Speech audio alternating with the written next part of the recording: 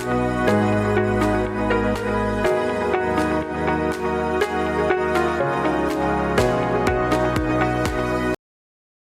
Morning.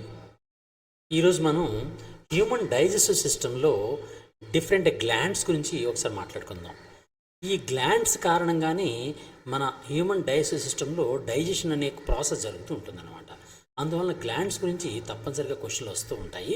అసలు భవిష్యత్తులో అంటే గతంలో ఎటువంటి క్వశ్చన్స్ రావడం జరిగింది, దీని మీద భవిష్యత్తులో ఎటువంటి క్వశ్చన్స్ వచ్చే అవకాశం ఉంది అనే దాని గురించి ఇప్పుడు మనం మాట్లాడుకుందాం. మొట్టమొదట డైజెస్టివ్ గ్లాండ్స్ అన్నిటిలో కూడా మనం గుర్తుంచుకుంటే ప్రధానంగా ఉన్నటువంటి గ్లాండ్స్ ఏంటి అంటే, ఫస్ట్ నోటులో సెలైవరీ గ్లాండ్స్ ఉంటాయి. జీర్ణాశయంలో చూడండి మీకు చెప్తాను. మొట్టమొదట మౌత్ అంటే బకల్ క్యావిటీ. ఈ మౌత్ లోపల సెలైవరీ గ్లాండ్స్ ఉంటాయి, సెలైవరీ గ్లాండ్స్. అలాగే తర్వాత వచ్చినటువంటి గ్యాస్ట్రిక్ గ్లాండ్స్ అంటే జీర్ణాశయం ఉంది కదండి, ఈ జీర్ణాశయంలో ఉన్నటువంటి గ్లాండ్స్ని గ్యాస్ట్రిక్ గ్లాండ్స్ అంటారు. ఆ తర్వాత లివర్ అలాగే ఈ ఆంత్రమూలంలో అంటే డియోడినంలో ప్యాంక్రియాస్ అనే గ్రంథి ఉంటుంది. ప్యాంక్రియాస్, క్లోమం. లివర్ని తెలుగులో కాలేయము అంటారు, క్లోమం. ప్యాంక్రియాస్ని క్లోమం అని పిలుస్తారు, ప్యాంక్రియాస్. అలాగే దాని తర్వాత భాగంలో ఇంటెస్టైన్ ఉంటుంది, స్మాల్ ఇంటెస్టైన్ యొక్క వాల్స్లో ఇంటెస్టైనల్ గ్లాండ్స్ లేదా వీటిని ఆంత్రగ్రంథులు అంటారు, ఆంత్రగ్రంథులు.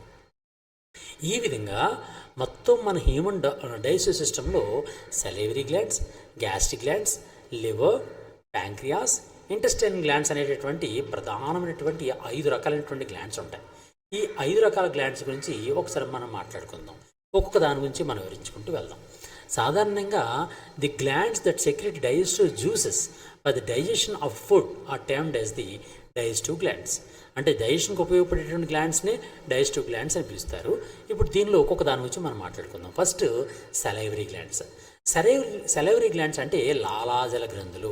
తెలుగులో వీటిని లాలాజల గ్రంథులు అని పిలుస్తారు, లాలాజల గ్రంథులు. వీటి నుంచి లాలాజలము లేదా సెలైవా అనేది విడుదలవుతూ ఉంటుందన్నమాట. లాలాజలము లేదా సెలైవా అనేది వీటి నుంచి రిలీజ్ అవుతూ ఉంటుంది. వీటి నుంచి విడుదలయ్యేటటువంటి పదార్థం పేరు ఏం పేరండి? లాలాజలము లేదా సెలైవా లేదా లాలాజలము. ఈ లాలాజలంలో మ్యాక్సిమం నీరే ఉంటుంది, వాటర్ అనేది అనమాట. ఎక్కువగా వాటర్ ఉంటుంది. దాంతోపాటు కొన్ని ఎంజైమ్స్ కూడా ఉంటాయి. ఆ ఎంజైమ్ ఏంటంటే ప్రధానమైనటువంటి ఎంజైమ్ అంటే మన సెలైవలో ఉన్నటువంటి ఎంజైమ్ ఏది అంటే టియాలిన్ అనిపిస్తారు. ఇక్కడ పి సైలెంట్, అందువల్ల దీన్ని టియాలిన్ అనిపిస్తారు. తెలుగులో టియాలిన్ అనిపిస్తారు, టియాలిన్. లేదా దీన్ని సెలైవరీ ఎమైలేజ్, లాలాజల ఎమైలేజ్ అని కూడా పిలుస్తారు. సెలైవరీ ఎమైలేజ్ అని పిలుస్తారు. సెలైవరీ ఎమైలేజ్ లేదా టియాలిన్ అనేటటువంటి ఒక ఎంజైమ్ అనేది సెలైవాలో ఉంటుందన్నమాట. ఒక రోజుకి ఒక ఆరోగ్యవంతమైనటువంటి వ్యక్తికి ఇంచుమించుగా 1.5 లీటర్లు అంటే 1.5 లీటర్స్ లాలాజలం అనేది సాధారణంగా ఉత్పత్తి అవుతూ ఉంటుందన్నమాట. అండ్ ఈ లాలాజలంలో ఉత్పత్తి అయినటువంటి టియాలిన్ ఎంజైమ్ ఉంది కదండి, ఈ టియాలిన్ ఎంజైమ్ ఏం పని చేస్తుంది అంటే మన ఆహారం లోపల సాధారణంగా 3 రకాల పదార్థాలు ఉంటాయి. ఆ 3 పదార్థాలు మనం తింటున్నటువంటి 3 పదార్థాల్లో ప్రధానమైన పదార్థాలు ఏంటి అంటే మొట్టమొదటి స్టార్చ్ ఆర్ కార్బోహైడ్రేట్స్, అలాగే సెకండ్ది ప్రోటీన్స్, థర్డ్ వన్ ఫ్యాట్స్. ఇక్కడ మీకు క్లారిటీ ఇద్దాం అనుకుంటున్నాను. అదేంటంటే అసలు what is the meaning of digestion? జీర్ణం అవడం అంటే ఏంటి? జీర్ణక్రియ అవ్వడం అంటే ఏంటి? అసలు జీర్ణం అయింది అంటాం, జీర్ణం కాలేదు అంటాం. జీర్ణం అవడం అంటే ఏంటి, అసలు జీర్ణక్రియ అంటే ఏంటి అనే దాని గురించి ఒక్కసారి మీకు చెప్తాను. సాధారణంగా మనం ఇంతకుముందు క్లాస్లో చెప్పుకున్నాం ఏంటంటే complex materials are there in the food particles of our food. మనం తీసుకుంటున్న ఫుడ్లో కాంప్లెక్స్ మాలిక్యూల్స్ ఉంటాయి. కాంప్లెక్స్ మాలిక్యూల్స్ అంటే ఏంటి? ఫర్ ఎగ్జాంపుల్ ఈ 3 మాలిక్యూల్స్ ఉంటాయి మనం తినే తిండిలో. ఈ 3 మాలిక్యూల్స్ ఉంటాయి. ఏంటి ఆ 3 మాలిక్యూల్స్? ఒకటి కార్బోహైడ్రేట్లు, 2 ప్రోటీన్లు, 3 ఫ్యాట్లు. ఫర్ ఎగ్జాంపుల్ కార్బోహైడ్రేట్ చూసాం అనుకోండి, కార్బోహైడ్రేట్లో సాధారణంగా ఏముంటాయంటే కొన్ని వందల సంఖ్యలో కార్బన్లు అన్నీ కూడా అటాచ్ అయి ఉంటాయి అన్నమాట. కార్బన్స్ అన్నీ కూడా వందల సంఖ్యలో కార్బన్లు అన్నీ అటాచ్ అయ్యి దానికి హైడ్రోజన్లు ఆక్సిజన్లు అటాచ్ అయ్యి ఉంటాయి. ఇంత పెద్ద మాలిక్యూల్ని మన జీర్ణ వ్యవస్థలో ఉన్నటువంటి మైక్రోవిల్లై, నేను లాస్ట్ క్లాస్లో చెప్పుకున్నాం, చిన్న ప్రేగుల లోపల మైక్రోవిల్లై ఉంటాయి. ఆ చిన్న ప్రేగుల్లో ఉండే మైక్రోవిల్లైలు పీల్చుకుంటాయి అని చెప్పాను, అంటే అబ్జార్ప్షన్ చేస్తాయి అన్నాం. ఆ అబ్జార్ప్షన్ అనే దాన్ని ఇంత పెద్ద మాలిక్యూల్స్ని అబ్జార్ప్షన్ చేయలేవు ఆ మైక్రోవిల్లై. అందుకోసం అని చెప్పి ఈ పెద్దదిగా ఉన్నటువంటి ఈ కార్బోహైడ్రేట్ మాలిక్యూల్ని చిన్నదిగా ఉన్నటువంటి కేవలం 6 కార్బన్లు మాత్రమే ఉన్నటువంటి పదార్థంగా దీన్ని విఘటనం చెందిస్తుంది అనమాట. దీన్ని ముక్కలు చేస్తుంది. ఇలా ఒక 6 కార్బన్లు ఒకటి, ఇంకొక 6 కార్బన్లతో ఇంకొక 6 కార్బన్లతో ఇంకొక ముక్క, ఇలా ముక్కల కింద విఘటనం చేస్తుంది. ఈ విధంగా పెద్ద పరిమాణంలో ఉన్నటువంటి లేదా కాంప్లెక్స్ మెటీరియల్స్ని సింపుల్ మెటీరియల్స్ అంటే 6 కార్బన్లు ఉన్నటువంటి మెటీరియల్ కింద మార్చడం జరుగుతుంది. ఆ 6 కార్బన్లు ఉండే మెటీరియల్ ఏంటి తెలుసా అండి? దాని పేరు ఏం పేరు అంటే C6H12O6. దాన్నే మనం గ్లూకోజ్ అని పిలుస్తాం అన్నమాట. ఇది గ్లూకోజ్ అంటే.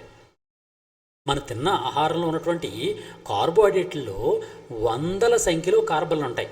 కానీ ఆ వందల సంఖ్యలో ఉన్నటువంటి కార్బన్లు కలిగినటువంటి ఆ కార్బోహైడ్రేట్లని కేవలం 6 కార్బన్లు మాత్రమే, చూడండి దీనిలో 6 కార్బన్లు ఉన్నాయి, C6, హైడ్రోజన్లు 12 ఉన్నాయి, 6 ఆక్సిజన్లు ఉన్నాయి. ఈ విధంగా 6 కార్బన్లు ఉన్నటువంటి ఒక చిన్న మాలిక్యూల్ కింద మార్చేటటువంటి దానిని డైజెషన్ అని పిలుస్తారు అనమాట. అంటే దీన్ని కార్బోహైడ్రేట్ డైజెషన్ అంటాం. కార్బోహైడ్రేట్ డైజెషన్ అంటే అర్థం ఏంటండి? సంక్లిష్టంగా ఉన్నటువంటి కార్బోహైడ్రేట్లని సరళమైనటువంటి C6H12O6 లేదా గ్లూకోజ్గా మార్పిడి చేయడాన్ని కార్బోహైడ్రేట్ డైజెషన్ అంటారు. అంటే కార్బోహైడ్రేట్లు దేని కింద మారుతాయి?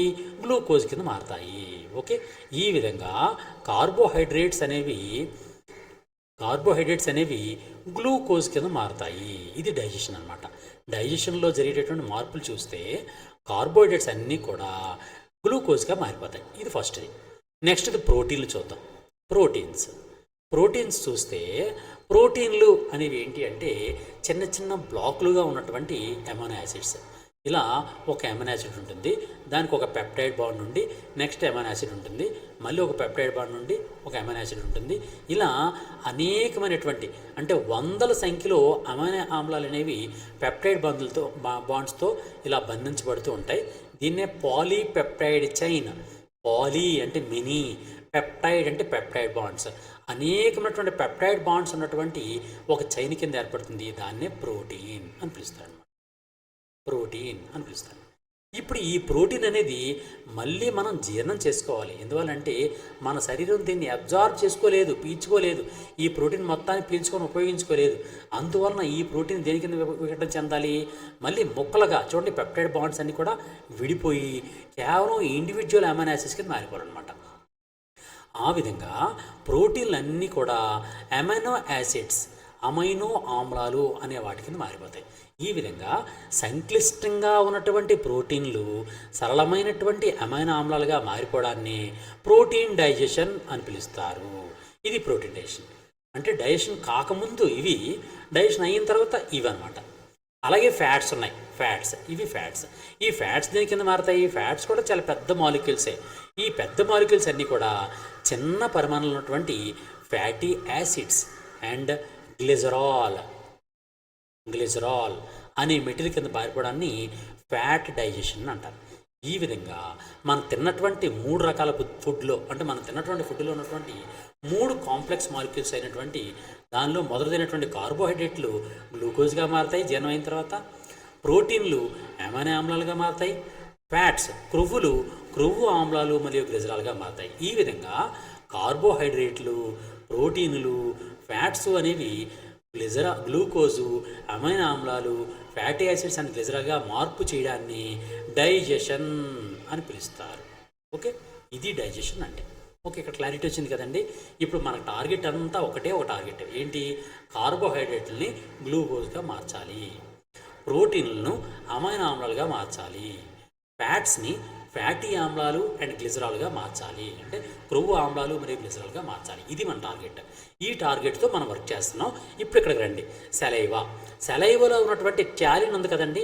ఈ ట్యాలిన్ అనే ఎంజైమ్ ఉంది కదా, ఆ ట్యాలిన్ అనే ఎంజైమ్ ఏం చేస్తుంది అని అంటే, ఇగో అది ట్యాలిన్. ఏం చేస్తుందో ఒకసారి చూద్దాం. ట్యాలిన్ అనే ఎంజైమ్ ఏం చేస్తుందంటే,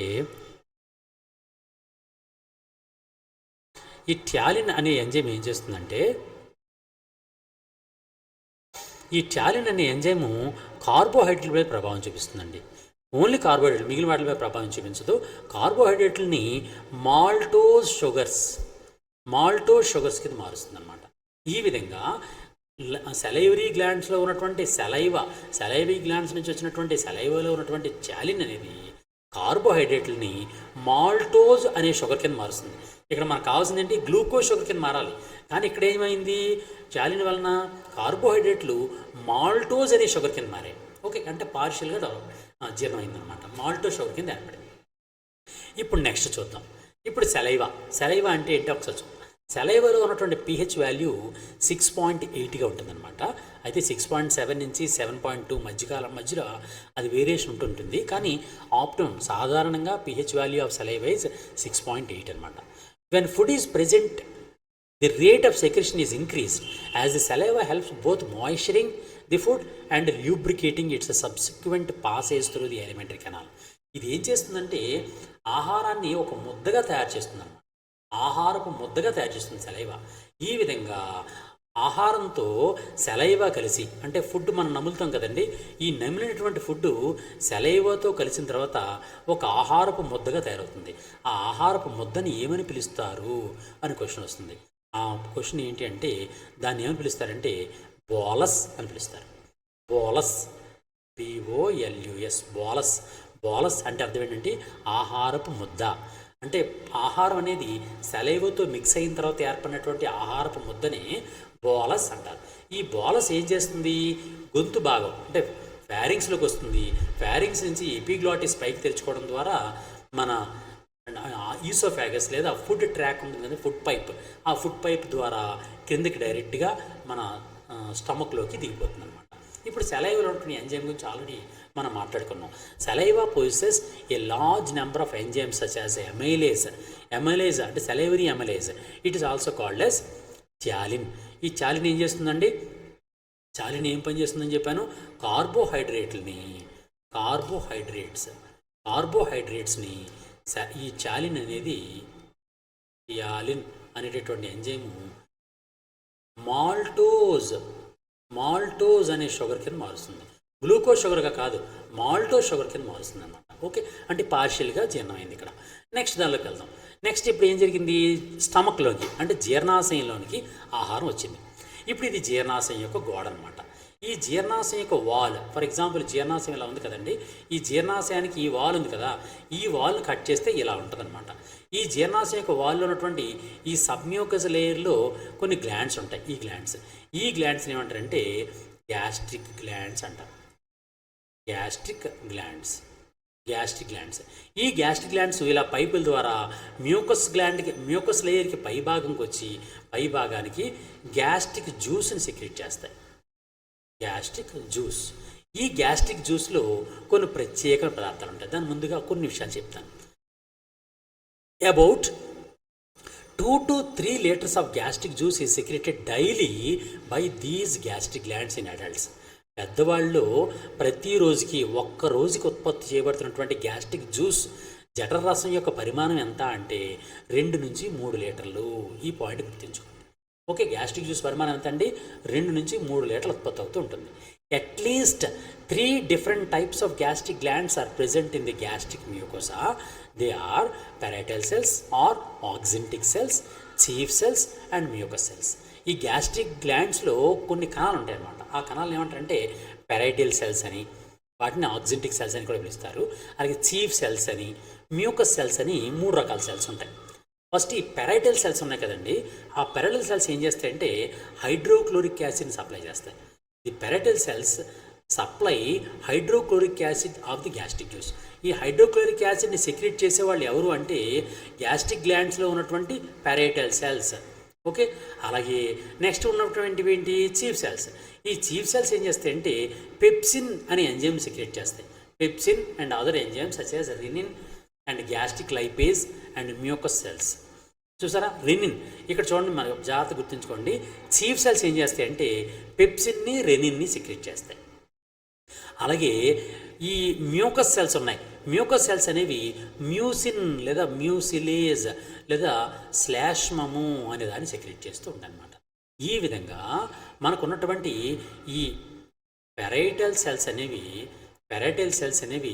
హెచ్సిఎల్ సెక్రెట్ చేస్తే, చీఫ్ సెల్స్ అనేవి పెప్సిన్ అండ్ రెనిన్ అనేటటువంటి ఎంజైమ్ సెక్రెట్ చేస్తాయి. అలాగే మ్యూకస్ సెల్స్ అనేవి మ్యూకస్ లేదా మ్యూసిన్ ఆ మ్యూకస్ని సెక్రెట్ చేస్తూ ఉంటాయి. హెచ్సిఎల్ ఎందుకు పనికి వస్తుందండి? మన జీర్ణ వ్యవస్థలోకి వచ్చినటువంటి ఆహారం ద్వారా వచ్చినటువంటి బ్యాక్టీరియాలని చంపి ఆహారాన్ని శానిటైజ్ చేయడానికి, ఆహారాన్ని పరిశుభ్రపరచడానికి హెచ్సిఎల్ పనికి వస్తుంది. అంతేకాకుండా చీఫ్ సెల్స్ ఉత్పత్తి చేసినటువంటి పెప్సిన్ ఉంది కదా, ఈ పెప్సినోజన్ అనే ఇన్యాక్టివ్ కండిషన్లో ఉంటుంది. ఆ పెప్సినోజన్ని పెప్సిన్ అనే యాక్టివ్ స్టేజ్లో తీసుకురావడానికి కూడా హైడ్రోక్లోరిక్ యాసిడ్ ఉపయోగపడుతూ ఉంటుంది అన్నమాట. ఇది హెచ్సిఎల్ గురించి. నెక్స్ట్ చీఫ్ సెల్స్ ఉత్పత్తి చేసినటువంటి పెప్సిన్, రెనిన్ గురించి మాట్లాడదాం. పెప్సిన్ ఏం చేస్తుందంటే ప్రోటీన్ల మీద పనిచేస్తుంది. చూసారు, ఇందాక నేను చెప్పింది సలేవరీ అమైలేజ్ అని దేని మీద పనిచేసింది? కార్బోహైడ్రేట్ మీద ప్రభావం చూపించింది. కానీ ఇక్కడ పెప్సిన్ అనేది ప్రోటీన్స్ మీద ప్రభావం చూపిస్తుంది. ప్రోటీన్స్ని అవి ప్రోటీయేజెస్ లేదా పెప్టోన్స్ అనేటటువంటి వాటికి మారుస్తుంది. ఈ పెప్టోన్స్, ప్రోటీయేస్ అనేవి ఇవి మధ్యలో వచ్చినటువంటి పదార్థాలు అనమాట. అంటే దీని తర్వాత అమైనో యాసిడ్స్ వస్తాయి. అమైనో యాసిడ్స్ రావడానికి ముందుగా ఉన్నటువంటి భాగాలే ఈ ప్రోటీయేజ్లు, పెప్టోన్లు అనమాట. ఈ విధంగా ప్రోటీన్ని పెప్టోన్ల కింద పెప్టిడోజ్ కింద మార్చడం కోసం ఈ పెప్సిన్ ఉపయోగపడుతూ ఉంటుంది. అలాగే రెనిన్ అనేది చిన్నపిల్లలు పాలు తాగుతారని చెప్పాను.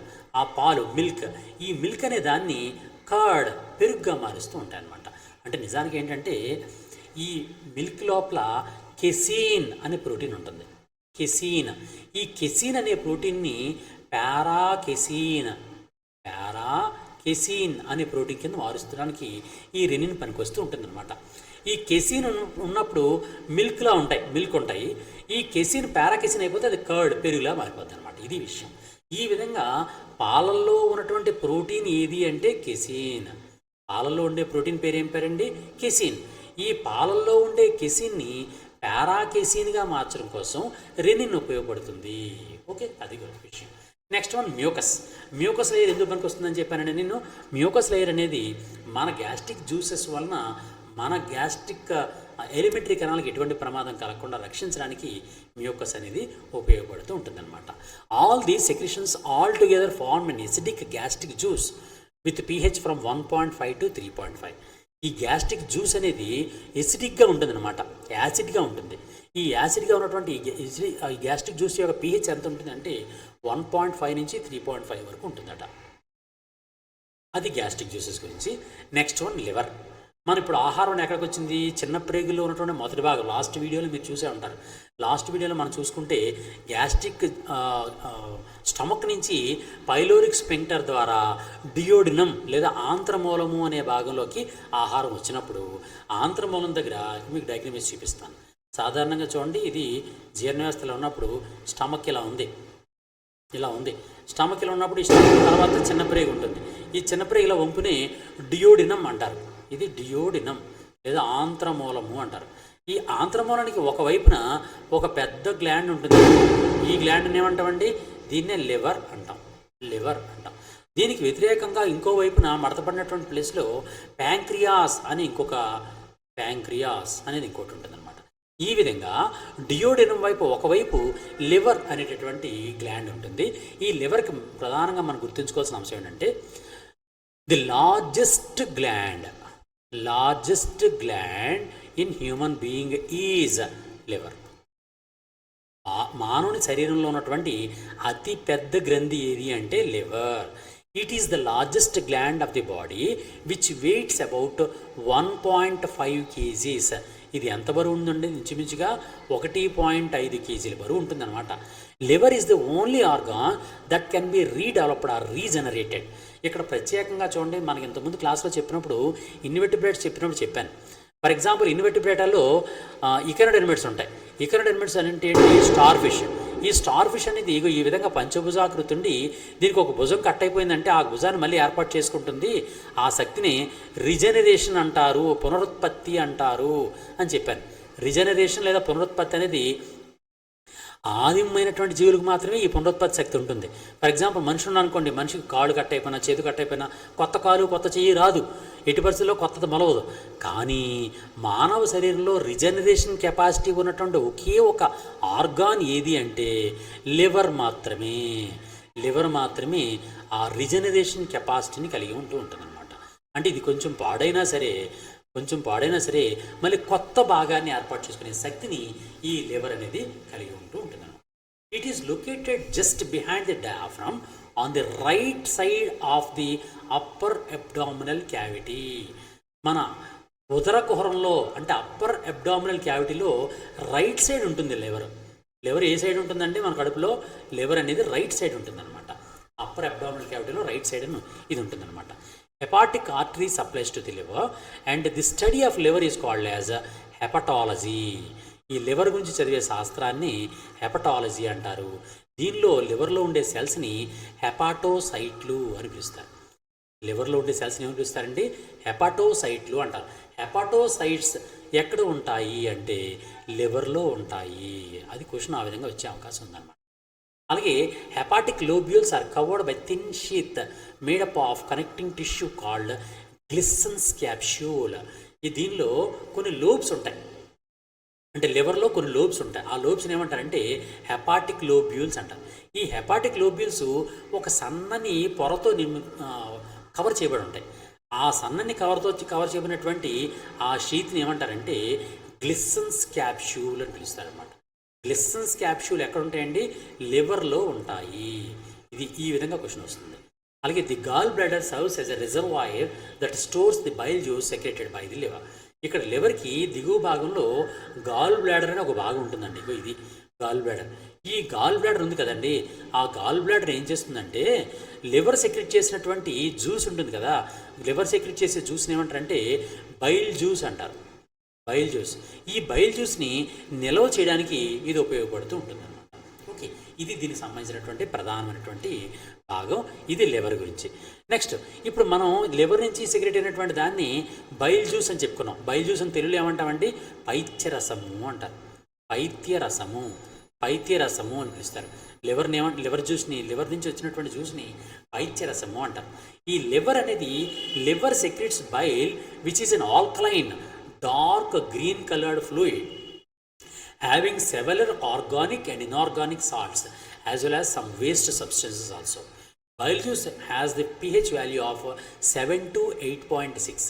7 to 8.6 pH అనేది దీనిలో కలిగి ఉంటుంది. అలాగే బైల్ జ్యూస్లో ఎటువంటి ఎంజైమ్లు ఉండవు. No enzymes are present in the bile juice. Bile జ్యూస్లో ఎటువంటి ఎంజైమ్లు కూడా ఉండవు. అది మీరు తప్పనిసరిగా గుర్తుంచుకోవాల్సిన పాయింట్ ఏంటంటే బైల్ జ్యూస్లో ఎటువంటి ఎంజైమ్స్ కూడా ఎట్టి పరిస్థితిలో ఉండవు. మరి ఎందుకు పనికొస్తుంది అంటే ఫ్యాట్స్ని ఎమల్సిఫికేషన్ కోసం పనికొస్తూ ఉంటుంది. ఎమల్సిఫికేషన్ ఆఫ్ ఫ్యాట్స్ దేని సహాయంతో జరుగుతుంది అంటే ఈ బైల్ జ్యూస్తో జరుగుతూ ఉంటుందన్నమాట. బైల్ జ్యూస్ వలన ఎమల్సిఫికేషన్ ఆఫ్ ఫ్యాట్ అనేది జరుగుతుంది. ఎమల్సిఫికేషన్ అంటే అర్థం ఏంటంటే ఈ ఫ్యాట్ అనేది అంతా కూడా ఒకటే పెద్ద ముద్ద కింద ఉందనుకోండి, ఇది డైజెస్టివ్ ఎంజైమ్స్ అని దీని మీద ప్రభావం చూపించలేవు, అందులో ఇది సరిగా జీర్ణం కాదు. అలా కాకుండా ఈ పెద్దదిగా ఉన్నటువంటి ఈ ఫ్యాట్ భాగాన్ని చిన్న చిన్న భాగాలుగా మార్చామనుకోండి, ఈజీగా అది జీర్ణం అయిపోతుంది. ఆ విధంగా పెద్ద పరిమాణంలో ఉన్నటువంటి ఈ భాగాన్ని చిన్న పరిమాణంలో మార్చడాన్ని ఎమల్సిఫికేషన్ అంటారు. ఆ ఎమల్సిఫికేషన్ కోసమని ఈ బైల్ జ్యూస్ అనేది ఉపయోగపడుతూ ఉంటుందన్నమాట. Okay, it makes the ఖైమ్ alkaline better situated for the action of pancreatic juice and it is responsible for the emulsification of fats. ఇది ఎమల్సిఫికేషన్ కోసం ఇది ఉపయోగపడుతూ ఉంటుంది. అలాగే దీని లోపల కొన్ని ఒక పిగ్మెంట్ ఉంటుంది, వాటిని ఏమంటారంటే బైల్ పిగ్మెంట్స్ అంటారు. సాధారణంగా బైచరసంలో అంటే బైల్ జ్యూస్లో ఉన్నటువంటి పిగ్మెంట్స్ ఉంటాయి, వాటిని ఏమంటారంటే బైలు రూబిన్ అండ్ బైలువర్డిన్ అని పిలుస్తారు. ఈ బైలువర్డిన్ అనేటటువంటి ఈ ప్రత్యేకమైనటువంటి పిగ్మెంట్స్ అనేవి ఈ బైల్ జ్యూస్లో సాధారణంగా కనిపిస్తూ ఉంటాయి అన్నమాట. దీనికి ఫంక్షన్స్ ఏంటి? లివర్ ఏం పని చేస్తూ ఉంటుందంటే ఇక ఈ పనులన్నీ చేస్తుంటుంది. ఏం చేస్తుంది? It will regulate the blood sugar level. Blood షుగర్ని రెగ్యులేట్ చేస్తూ ఉంటుంది.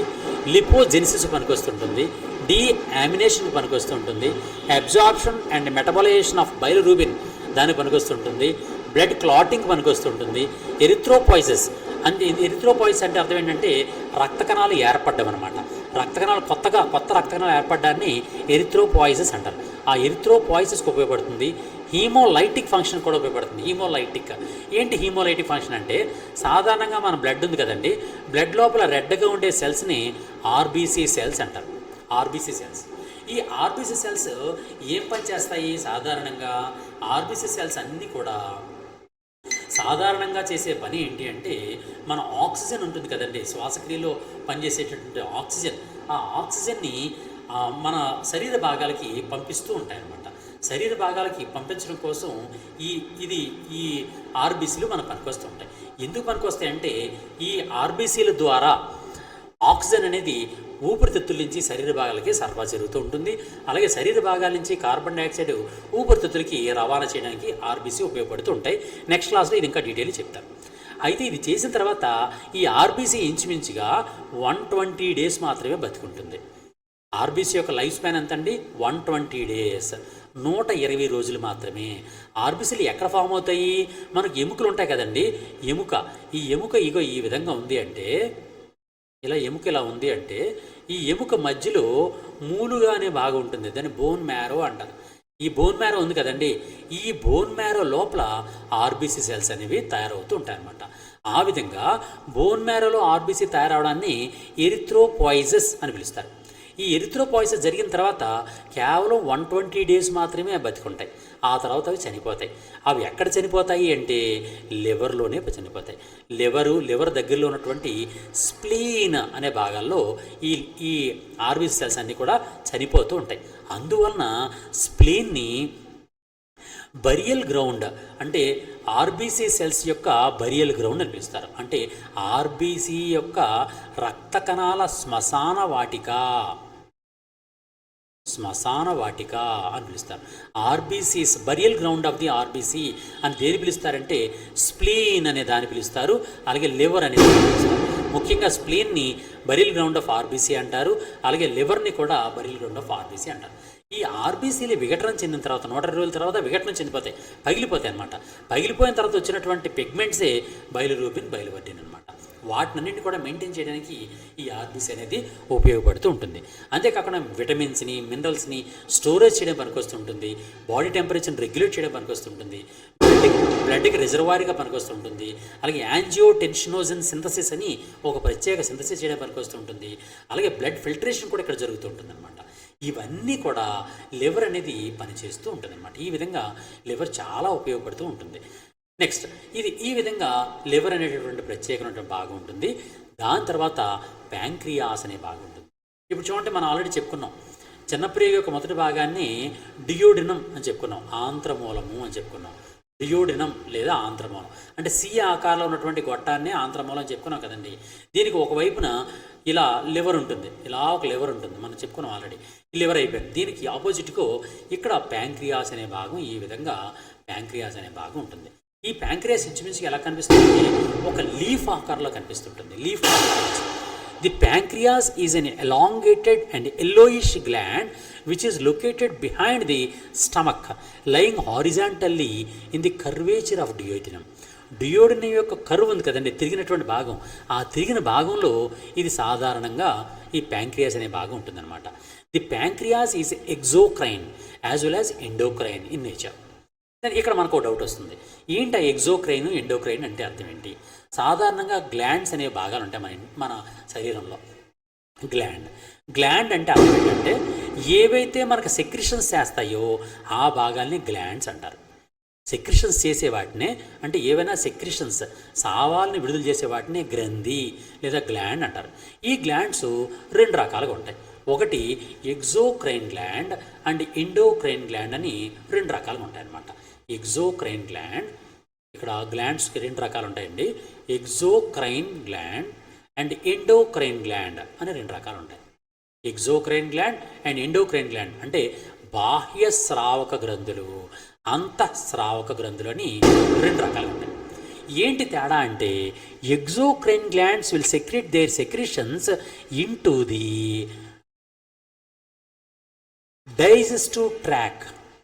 digestive tract and besides the blood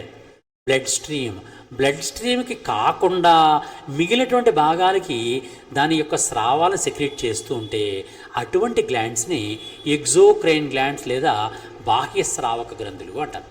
ఇక్కడ ఒక విషయం గమనించండి, బ్లడ్ స్ట్రీమ్లోనికి కాకుండా మిగిలిన ఏ భాగంలోకి వాటి యొక్క స్రావాలు సెక్రెట్ చేస్తున్నా సరే వాటిని ఎగ్జోక్రైన్ గ్లాండ్స్ అంటారు. మరి ఎండోక్రైన్ గ్లాండ్స్ అంటే అర్థం ఏంటి? అంతఃస్రావ గ్రంథులు అంటే వాటి యొక్క సెక్రెషన్స్ని డైరెక్ట్గా బ్లడ్లోనికి పంపిస్తుంటాయి. ఏ గ్లాండ్స్ అయితే తన యొక్క సెక్రెషన్స్ని బ్లడ్లోకి డైరెక్ట్గా పంపిస్తుంటాయో వాటిని ఎండోక్రైన్ గ్లాండ్స్ అంటారు. ఫర్ ఎగ్జాంపుల్ ఎండోక్రైన్ గ్లాండ్స్గా మనం నెక్స్ట్ క్లాస్లో చెప్పుకుందాం. అదేంటంటే pituitary gland, thyroid gland, adrenal gland, ఇవన్నీ కూడా ఎండోక్రైన్ గ్లాండ్స్. ఎందుకు ఎండోక్రైన్ గ్లాండ్స్ అంటారు? వాటి యొక్క సెక్రెషన్స్ అన్నీ కూడా డైరెక్ట్గా మన రక్తంలోకి వచ్చేస్తాయి అనమాట. అందులో వాటిని ఎండోక్రైన్ గ్లాండ్స్ అంటారు. అదే లాలాజల గ్రంథులు ఉన్నాయి, అంటే సెలైవరీ గ్లాండ్ లాలాజల గ్రంథి లాలాజలాన్ని ఎక్కడికి సెక్రెట్ చేసింది?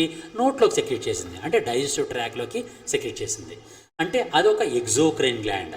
అంటే రక్తంలోనికి కాకుండా బయటికి సెక్రెట్ చేసింది, రక్తంలోనికి కాకుండా బయటకు, రక్తము కాని దగ్గరికి సెక్రెట్ చేసింది, కాబట్టి అది ఒక ఎగ్జోక్రైన్ గ్లాండ్.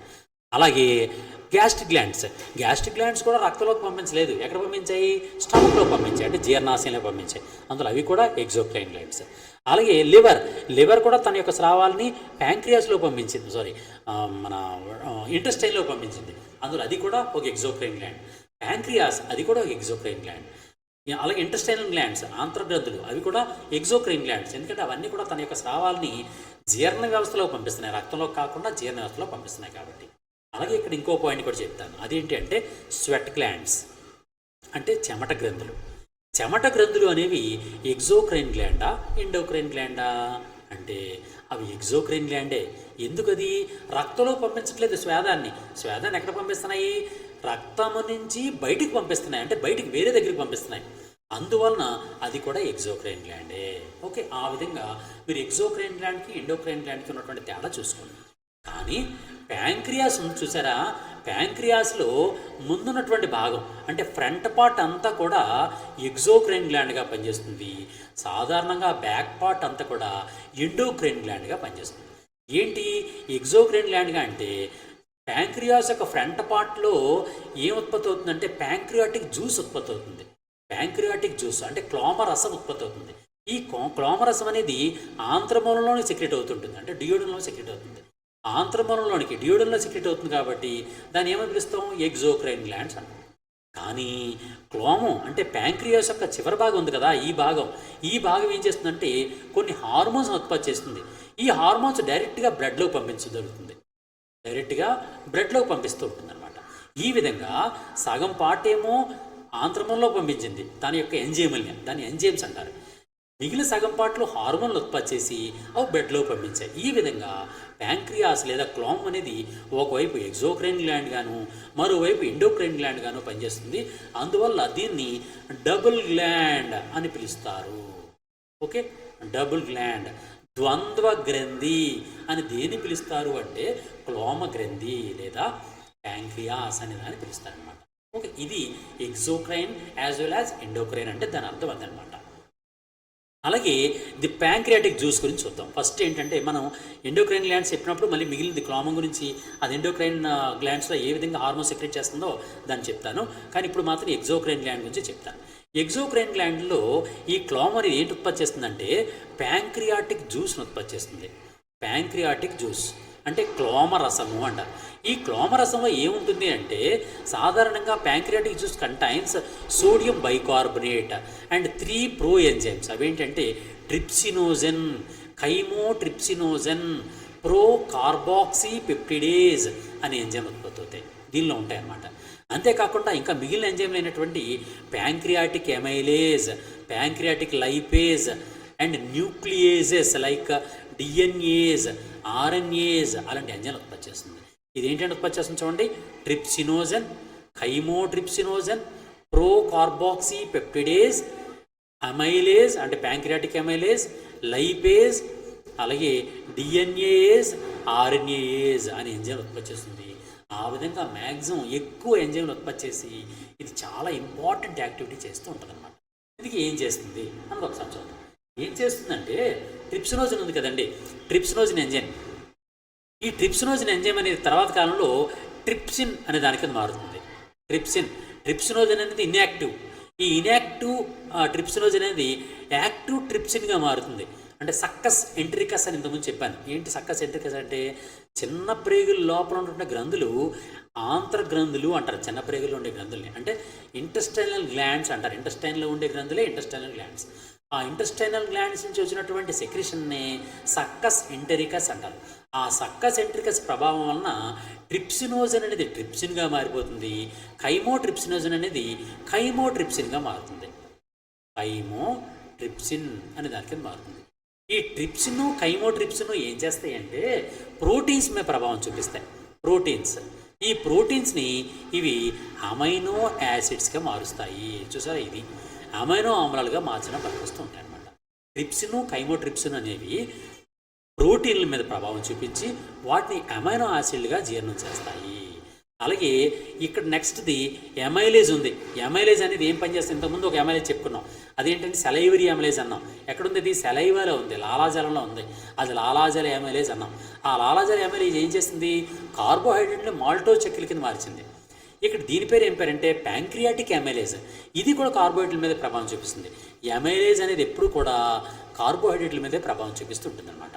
కార్బోహైడ్రేట్ల మీద ప్రభావం చూపించి కార్బోహైడ్రేట్లని గ్లూకోజ్గా మారుస్తుంది అనమాట. ఓకే, ఈ విధంగా గ్లూకోజ్గా మారుస్తుంది. అలాగే ఇంకోటి ప్యాంక్రియాటిక్ లైపేజ్ ఏం చేస్తుందంటే లైపేజ్ అనేది సాధారణంగా లిపిడ్స్ అంటే ఫ్యాట్స్ అన్నమాట. ఈ లిపిడ్స్ మీద ప్రభావం చూపించి వాటిని అంటే ఫ్యాట్స్ని ఫ్యాటీ యాసిడ్స్ అండ్ గ్లిజరాల్ అనేటటువంటి వాటిగా జీర్ణం చేస్తుంది. ఫ్యాటీ యాసిడ్స్ గ్లిజరాల్కి ఎవరు మారుస్తారండి? లిపిడ్స్ని లైపేజ్ అనేది మారుస్తుంది అనమాట. ఈ విధంగా డిఫరెంట్ మెటీరియల్స్ అని కూడా, అలాగే న్యూక్లిక్ మెటీరియల్స్ ఉంటే ఆ న్యూక్లిక్ మెటీరియల్స్ని డిఎన్ఏస్ ఆర్ఎన్ఏస్ వాటిని జీర్ణం చేసి వాటిని కంప్లీట్గా సింపుల్ సబ్స్టెన్సెస్ కింద మార్చడానికి ఉపయోగపడుతూ ఉంటుందన్నమాట. అలాగే the pancreatic juice AIDS in digestion of the starch, proteins, fats and nucleic acids. ఈ ప్యాంక్రియాటిక్ జ్యూస్ అనేది ఒకవైపు స్టార్చ్ జీర్ణం చేస్తుంటుంది, అంటే పిండి పదార్థాలు జీర్ణం చేస్తుంది, కార్బోహైడ్రేట్లని, అలాగే ప్రోటీన్లు జీర్ణం చేస్తుంది, ఫ్యాట్స్ జీర్ణం చేస్తుంది, న్యూక్లిక్ యాసిడ్స్ కూడా జీర్ణం చేస్తుంది. ఆ విధంగా ఇది చాలా యూటిలైజ్ చేస్తూ ఉంటుందన్నమాట, ఉపయోగపడుతూ ఉంటుందన్నమాట. The activity of కైమ్ caused by HCl is neutralized by the sodium bicarbonate. ఇంతకుముందు HCl సీక్రెట్ అయింది కదండి, ఆ HClని న్యూట్రల్ చేయడానికి సోడియం బైకార్బోనేట్ అనేది ఉపయోగపడుతూ ఉంటుంది. ఈ విధంగా ఆహారం అనేది పూర్తిగా జీర్ణం అవుతూ ఉంటుందన్నమాట. అంటే ప్యాంక్రియాటిక్ జ్యూస్ యొక్క ప్రభావం వలన చాలా వరకు ఆహారం అనేది జీర్ణం అయిపోతుంది. జీర్ణం అయిపోయిన తర్వాత the endocrine tissue of the pancreas secrete several groups of cells, islets of Langerhans. ఇదంతా కూడా మనం నెక్స్ట్ క్లాస్లో మనం చెప్పుకుందాం. నెక్స్ట్ ఆహారం అనేది ప్రేగుల్లోకి వస్తుంది, చిన్న ప్రేగులకు వస్తుంది. చిన్న ప్రేగుల లోపల ఇంటెస్టైనల్ గ్లాండ్స్ లేదా ఆంత్రగ్రంథులు అని ఉంటాయి. ఆంత్రగ్రంథులు లేదా ఇంటెస్టైనల్ గ్లాండ్స్ అని ఉంటాయి. ఆంత్రగ్రంథులు. ఈ ఆంత్రగ్రంథులు ఏం చేస్తాయంటే సక్కస్ ఇంటెరికస్ని సెక్రెట్ చేస్తాయి. ఏం చేస్తాయి? They are 2 types of cells కొన్ని ఉంటాయి అన్నమాట. ఏంటంటే క్రిప్స్ ఆఫ్ లాంగర్హాన్స్ అని, బ్రున్నర్స్ గ్లాండ్స్ అని 2 రకాలుగా ఉంటాయి. ఈ ఇంటెస్టైనల్ గ్లాండ్స్ అనేవి క్రిప్స్ ఆఫ్ లేబర్కున్ అంటే లేబర్కున్ పుటికలు అని, బ్రన్నర్స్ గ్లాండ్స్ అని 2 రకాలైనటువంటి గ్లాండ్స్గా ఉండి అవి సెక్రిషన్స్ని సెక్రెట్ చేస్తూ ఉంటాయి అన్నమాట.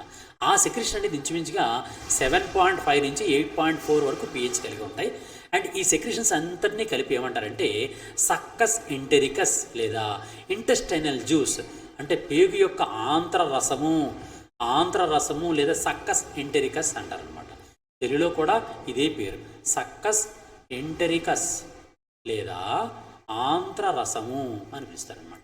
ఈ విధంగా ఆంత్రరసం అనే ఇంటెస్టైనల్ జ్యూస్ అనేది సెక్రెట్ అవుతూ ఉంటుందన్నమాట.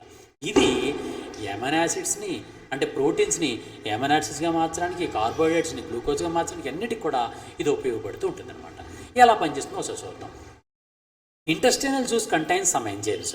ఏంటంటే ఎంజైమ్స్ ఉంటాయంటే ఎమైనో పెప్టైడేజు, ఇంటెస్టైనల్ ఎమైలేజు, మాల్టేజు, ఐసోమల్టేజు, డైపెప్టైడేజు, అలాగే డెక్స్ట్రినేజు, సుక్రేజు, ఇంటెస్టైనల్ లైపేజు, న్యూక్లియోటైడేజు, న్యూక్లియోఫాస్ఫోటేజు, లాక్టేజు, న్యూక్లియోసైడేజు అండ్ ఎంట్రోపెప్టిడేజ్ అని అనేక రకాలైనటువంటి, ఎంట్రోపెప్టిడేజ్ని ఎంట్రోకైనేజ్ అని కూడా పిలుస్తారు. ఇలాంటి అనేక రకాలైనటువంటి ఎంజైమ్స్ అనే దాన్ని ఈ ఇంటెస్టైనల్ జ్యూస్ కలిగి ఉంటుందన్నమాట. ఆంధ్రరసంలో ఇవన్నీ ఉంటాయి. చూడండి, చాలా సింపుల్, మీరు కన్ఫ్యూజ్ అవ్వద్దు, చాలా సింపుల్. ఇప్పుడు మనకి ఏంటంటే మనకు కావాల్సింది కార్బోహైడ్రేట్లు గ్లూకోజ్ కింద మారాలి, ప్రోటీన్లు అమైనో యాసిడ్స్ కింద మారాలి, fats fatty acids and glycerol కింద మారాలి. కొంతవరకు చాలా వరకు కూడా క్లోమగ్రంథి అనేది, ప్యాంక్రియాస్ అనేది ప్యాంక్రియాటిక్ జ్యూస్ ద్వారా చాలా వరకు వాటిని జీర్ణం చేసింది.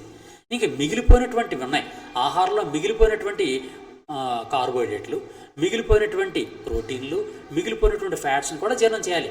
దానికోసం చిన్న ప్రేగుల లోపల ఇంటెస్టైనల్ జ్యూస్ వచ్చింది. ఈ ఇంటెస్టైనల్ జ్యూస్ ఏం చేస్తుంది, ఒక ఎంజైమ్ సెక్రెట్ చేసింది. ఆ ఎంజైమ్ పేరే అమైనో పెప్టైడేజ్. ఈ అమైనో పెప్టైడేజ్ ఏం చేస్తుంది, అమైనో పెప్టైడేజ్, ఈ అమైనో పెప్టైడేజ్ ఏం చేస్తుందంటే, ఇంతకుముందు పెప్టోన్లు ఏర్పడ్డాయి అన్నాం కదండి, పెప్టోన్స్ కానీ పెప్టైడేజెస్ కానీ ఇవన్నింటినీ కూడా అమైనో యాసిడ్స్ కింద మారుస్తుంది. అలాగే ఎమైలేజ్ ఉంది, ఇంటెస్టైనల్ ఎమైలేజ్. ఈ ఎమైలేజ్ అని ఎప్పుడు వచ్చినా సరే దీని యొక్క ప్రభావం కేవలం కార్బోహైడ్రేట్ల మీద మాత్రమే ఉంటుంది. కార్బోహైడ్రేట్లని గ్లూకోజ్ కింద మారుస్తుంది, గ్లూకోజ్ కింద. అలాగే మాల్టేజ్ అనేటటువంటి ఇంకొక ఎంజైమ్ ఉంటుంది, మాల్టేజ్ అనే ఎంజైమ్ ఏం చేస్తుందంటే, మళ్ళీ మొదటికి మనం వెళ్తే మన నోటి లోపల సెలైవ ఉత్పత్తి అయింది. సెలైవలో అంటే లాలాజలం లోపల ఒక ఎంజైమ్ ఉంది, దాని పేరు చాలిన్ అని చెప్పాను. ఆ చాలిన్ అనేది కార్బోహైడ్రేట్లని మాల్టోజ్ అనే షుగర్ కింద మార్చిందని చెప్పాను. గ్లూకోజ్గా కాకుండా మాల్టోజ్గా మార్చింది అని చెప్పాను. మాల్టోజ్ అనే మెటీరియల్ కింద మార్చింది. ఈ మాల్టోజ్ దేని కింద ఏర్పడాలి, గ్లూకోజ్ కింద ఏర్పడాలి. ఈ మాల్టోజ్ అనే పదార్థం గ్లూకోజ్ అనే పదార్థంగా మారడానికి ఈ మాల్టేజ్ అనే ఎంజైమ్ పనికొస్తుంది. చూడండి, దీని పేరు మాల్టోజ్, ఈ పదార్థం పేరు మాల్టోజ్, ఎంజైమ్ పేరు మాల్టేజ్. రెండింటికి ఉన్నటువంటి తేడా చూడండి. మాల్టోజ్ పదార్థాన్ని మాల్టేజ్ అనే ఎంజైము గ్లూకోజ్గా మారుస్తుంది. అలాగే ఐసోమాల్టేజ్ కూడా అంతే, మాల్టోజ్ని గ్లూకోజ్గా మారుస్తుంది. అలాగే డైపెప్టిడేస్ అనేవి పెప్టైడ్స్ని అమైనో యాసిడ్స్గా మారుస్తాయి. అలాగే డెక్స్ట్రినేజెస్ పెప్టైడ్స్ని అమైనో యాసిడ్స్గా మారుస్తాయి. అలాగే సుక్రేజ్ అనే ఎంజైమ్ ఇంకోటి ఉంది మన దానిలో, సుక్రేజ్ అనేది ఉంది. ఈ సుక్రేజ్ అనే ఎంజైమ్ ఏం చేస్తుందో తెలుసా కదండి, సాధారణంగా మనం పంచదార వాడతాం, అంటే షుగర్. ఆ షుగర్ లోపల ఉన్నటువంటి షుగర్ ఏంటి అని, దాని పేరు ఏం పేరు, సైంటిఫిక్ నేమ్ ఏంటి అంటే సుక్రోజ్. ఈ సుక్రోజ్ను మనం దేని కింద మార్చుకోవాలి, గ్లూకోజ్ కింద మార్చుకోవాలి. ఆ విధంగా సుక్రోజ్ మనం తీసుకుంటున్నటువంటి ఆహార పదార్థాల్లో మనం తీసుకుంటాం, స్వీట్స్ తింటాం, ఆ స్వీట్స్లో ఉంటున్న పంచదార అంటే సుక్రోజ్ అనేది గ్లూకోజ్ కింద మారాలి. ఆ సుక్రోజ్ని గ్లూకోజ్గా మార్చడానికి ఈ ఇంటెస్టైనల్ గ్లాండ్స్ నుంచి వచ్చినటువంటి ఇంటెస్టైనల్ జ్యూస్లో సుక్రేజ్ అనే ఎంజైమ్ ఉంటుంది. అది సుక్రేజ్ ఈ పదాలు జాగ్రత్త చూసుకోండి, గ్లూకోజ్గా మారుస్తుంది అనమాట. ఓకే, సుక్రోజ్ అనేది పదార్థం, సుక్రేజ్ అనేది ఎంజైమ్. ఈ సుక్రోజ్ అనే పదార్థాన్ని సుక్రేజ్ అనే ఎంజైము గ్లూకోజ్గా మారుస్తుంది. అలాగే లైపేజ్, ఇక్కడ ఇంకోటి వచ్చింది, లైపేజ్ ఎప్పుడు కూడా దేని మీద పనిచేస్తుంది, లిపిడ్స్ మీద పనిచేస్తుంది. లిపిడ్స్ని ఏం చేస్తుంది, లిపిడ్స్ అంటే ఫ్యాట్స్ అనమాట, ఫ్యాట్స్ని లిపిడ్స్ అని కూడా పిలుస్తారు. ఈ ఫ్యాట్స్ని ఫ్యాటీ యాసిడ్స్గా మారుస్తుంది, గ్లిజరాల్గా మారుస్తుంది. న్యూక్లియోఫాస్ఫేటేసెస్, న్యూక్లియోయిడ్స్ ఉన్నాయి, న్యూక్లియోసైడేసెస్, అవన్నీ కూడా దానికి సంబంధించినటువంటి ఒక సింపుల్ మాలిక్యూల్స్ కింద తయారవడం కోసం ఈ ఇంటెస్టైనల్ జ్యూస్ అనేది ఉపయోగపడుతూ ఉంటుందన్నమాట. ఈ విధంగా ఆహారం అనేది పూర్తిగా జీర్ణం అయిపోయి చిన్న ప్రేగుల నుంచి చిట్ట చివరకు వస్తుందన్నమాట. అంటే చిన్న ప్రేగుల లోపల పూర్తిగా జీర్ణం అయిపోతుంది. ఈ విధంగా పూర్తిగా జీర్ణమైపోయిన ఆహారం చిన్న ప్రేగుల్లో ఉంది. Completely digested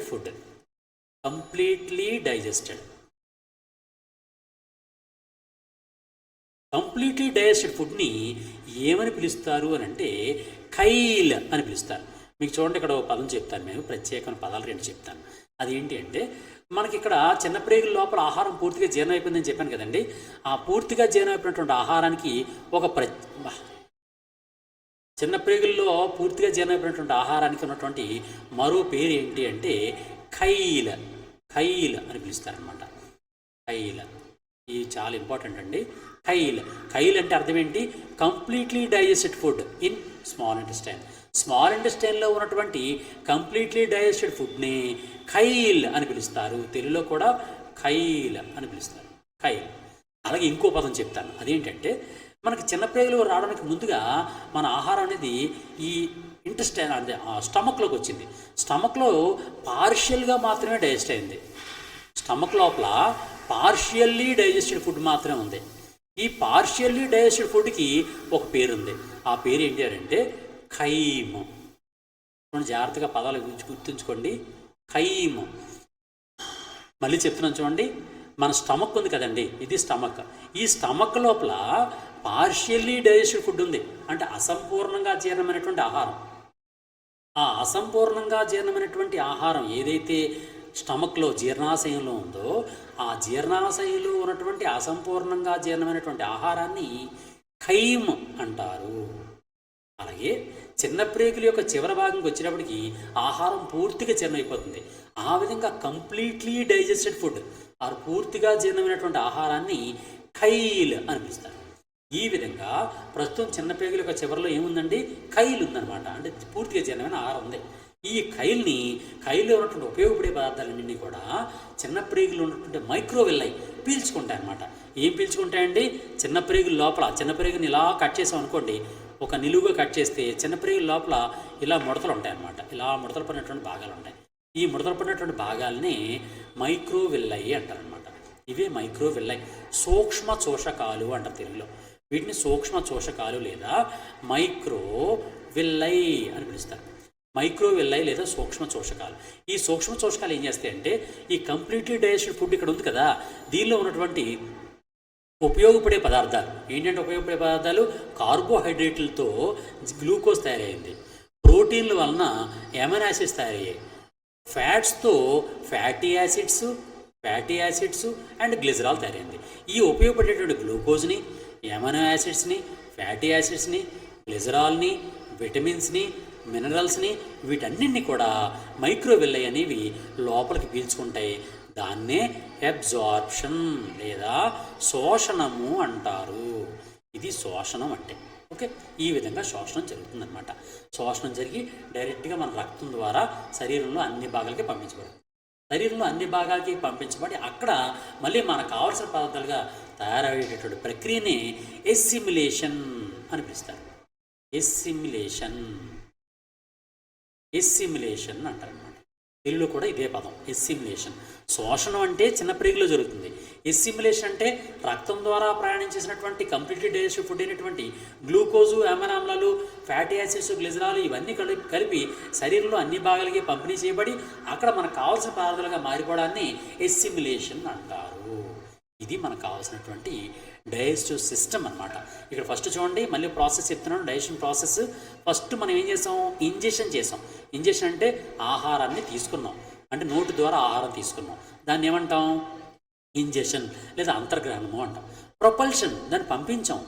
mechanical are physical digestion చేసాం, తర్వాత కెమికల్ డైజెషన్ చేసాం, తర్వాత అబ్జార్ప్షన్ చేసాం, తర్వాత మిగిలిపోయిన మెటీరియల్ అంతనే కలిపి ఎక్స్క్రిషన్, విసర్జన, యానస్.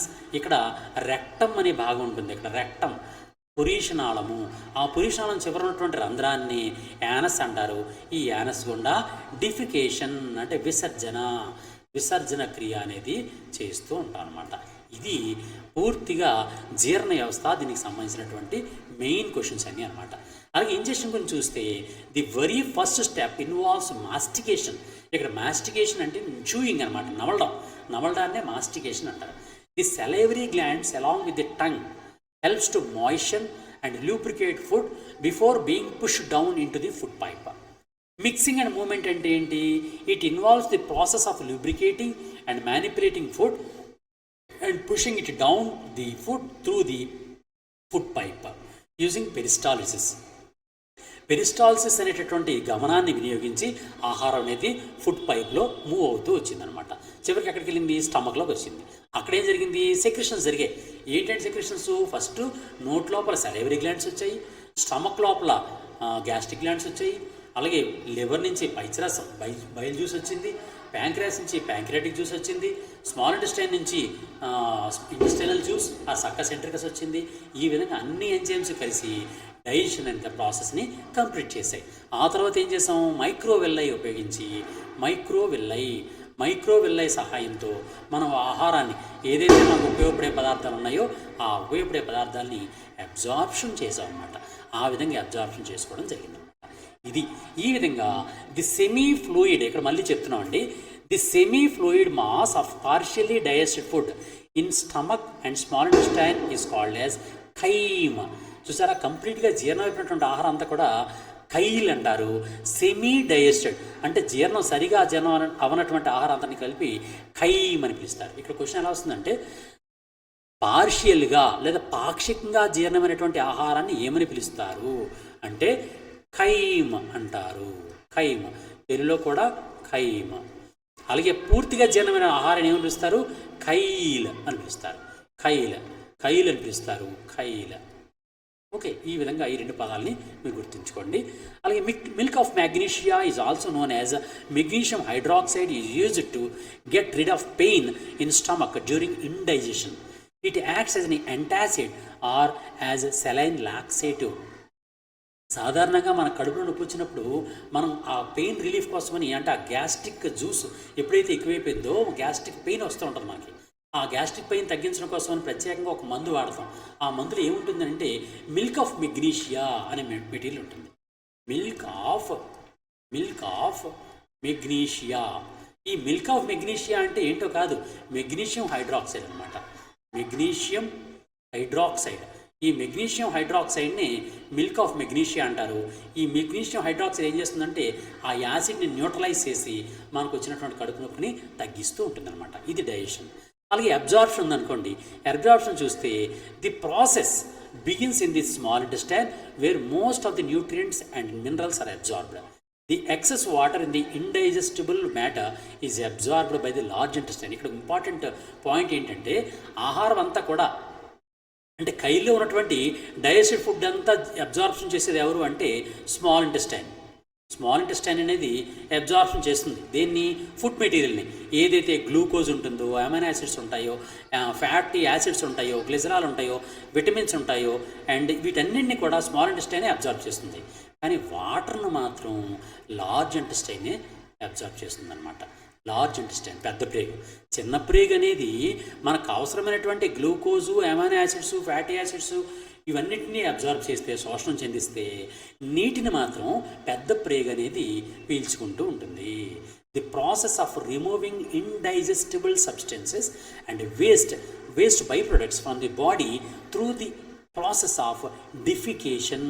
మనం డిఫికేషన్, విసర్జన అనే క్రియ ద్వారా మనకు ఉపయోగపడినటువంటి కడుపులోకి వచ్చినటువంటి ఆ పదార్థాన్ని, ఇండైజెస్టెడ్ జీర్ణం కానటువంటి పదార్థాలన్నీ కూడా బయటికి విసర్జిస్తూ ఉంటాం. దాన్ని డిఫికేషన్ అని పిలుస్తాను అనమాట. ఈ విధంగా మొత్తం మన బాడీలో ఉన్నటువంటి, మన బాడీలోకి వచ్చినటువంటి మొత్తం జీర్ణ వ్యవస్థను అంతని కూడా ఈ విధంగా, అంటే జీర్ణ వ్యవస్థలో మనం తిన్నటువంటి ఆహారం అంతని కూడా జీర్ణం చేసుకోవడం జరుగుతుంది అనమాట.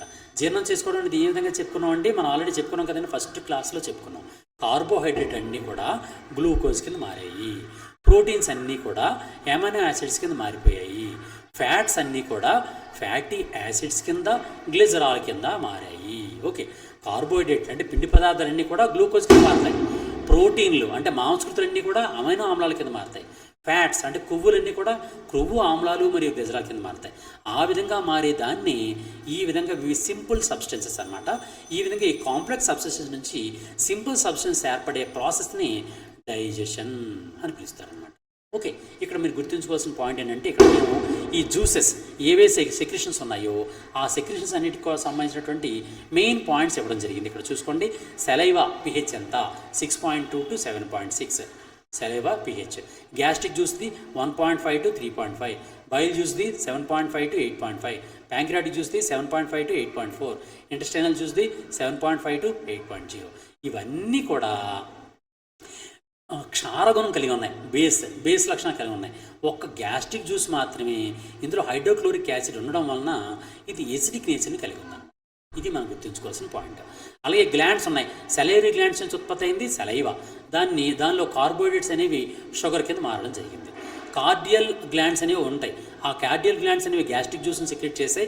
అవి ప్రోటీన్స్ మీద ప్రభావం చూపించి వాటిని పెప్టోన్స్ కింద మార్చాయి. అలా లివర్ నుంచి బైల్ జ్యూస్ సెక్రెట్ అయింది. బైల్ జ్యూస్లో బైల్ సాల్ట్స్ ఉంటాయి. ఆ bile salts sodium cholate, sodium dicholate, sodium oxycholate, అలాంటివన్నీ మెటీరియల్స్ ఉంటాయి. అవన్నీ కూడా ఫ్యాట్స్ని స్ప్లిట్టింగ్ చేస్తాయి. ఆ స్ప్లిట్టింగ్ చేయడం ఏమంటారు? ఎమల్సిఫికేషన్ అంటారు. ఎమల్సిఫికేషన్ అని పిలుస్తారు అన్నమాట. అలాగే ప్యాంక్రియాస్ నుంచి ప్యాంక్రియాటిక్ జ్యూస్ వచ్చింది. అవి పెప్టోన్స్ని ఎమైనో యాసిడ్స్ కింద మార్చాయి, ఫ్యాట్స్ని ఫ్యాటీ యాసిడ్స్ కింద మార్చాయి, గ్లిజరాల్ కింద మార్చాయి, ప్రోటీన్స్ని ఎమైనో యాసిడ్స్ కింద మార్చడం జరిగిందన్నమాట. అలాగే స్మాల్ ఇంటెస్టైన్ నుంచి ఇంటెస్టైనల్ జ్యూస్ వచ్చింది. ఈ ఇంటెస్టైనల్ జ్యూస్ ఏం చేసింది?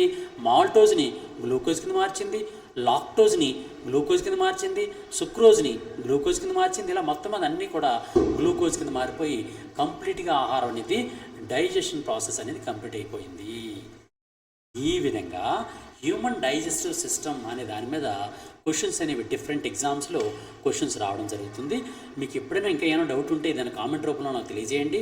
నేను ఇంకా డీటెయిల్గా చెప్తాను. మ్యాక్సిమం అన్ని ఎగ్జామ్స్లో వచ్చినటువంటి క్వశ్చన్స్ కూడా దీనిలో కవర్ చేసేయడం జరిగింది. ఎక్కడైనా మీకు డౌట్ ఉంటే కామెంట్ రూపంలో పెట్టండి. లేకపోతే నాకు 9949449941కి వాట్సాప్లో ఆ క్వశ్చన్ మీకు వచ్చిన డౌట్ని పెట్టండి. మీకు ఆ డౌట్ని క్లారిఫై చేస్తాను. ఇంకా క్లారిఫై కాకపోతే దానికి సంబంధించిన వీడియోని కూడా తయారు చేస్తాను. మీకు ఎటువంటి సమస్య ఉన్నా సరే తప్పనిసరిగా 9949449941కి వాట్సాప్లో మెసేజ్ పెట్టండి. లేదా డైలీ కరెంట్ అఫైర్స్ కావాలనుకుంటే మీరు 9949449941కి మీ వాట్సాప్లో మీ పేరు పంపించండి. నేను ఎన్రోల్ చేసుకుంటాను. మీరు ఎవరైనా గాంధీవం యాప్ని డౌన్లోడ్ చేసుకోకపోతే GANDEEVAM గాంధీవం అని ప్లేస్టోర్లో టైప్ చేయడం ద్వారా మన గాంధీవం యాప్ని డౌన్లోడ్ చేసుకుంటారు. అందులో అన్ని ఎగ్జామ్స్కి సంబంధించినటువంటి గైడెన్స్ మీకు లభిస్తుంది. అంతేకాకుండా ఫ్రీగా డైలీ కరెంట్ అఫైర్స్ని కూడా మీరు ఫ్రీగా అందులో అందుకోగలుగుతూ ఉంటారనమాట. మీరు అందరూ కూడా మీ మిత్రులు కూడా మన ఏకలవ్య యొక్క గొప్పతనాన్ని తెలియజేస్తూ ఉండండి. ఎందుకంటే మ్యాక్సిమం అన్ని ఎగ్జామ్స్లో కూడా ఏకలవ్య నుంచి అత్యధికంగా క్వశ్చన్లు వస్తున్నాయనే విషయం మీకు తెలిసిందే. ఆ విషయాన్ని మీ మిత్రులు కూడా తెలియజేసి మన ఏకలవ్య వీడియోస్ని, మెటీరియల్ని మీ మిత్రులు కూడా షేర్ చేస్తారని కోరుకుంటూ all the best. God bless you.